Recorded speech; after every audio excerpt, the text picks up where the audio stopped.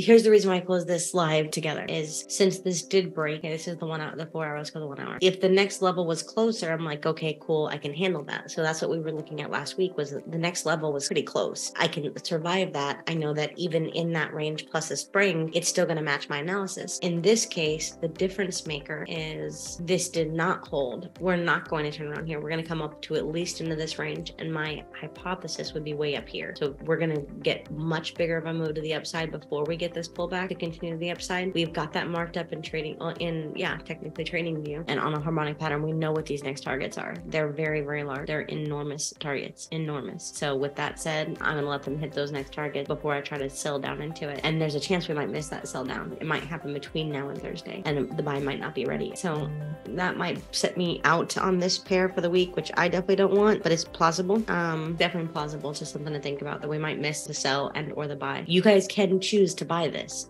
We posted this on Monday. We talked about it last week. We know what we're looking for. This is a big move to the upside, but I don't see the entry to successfully manage this without this pullback for the long-term buy, the bigger picture buy, I should say.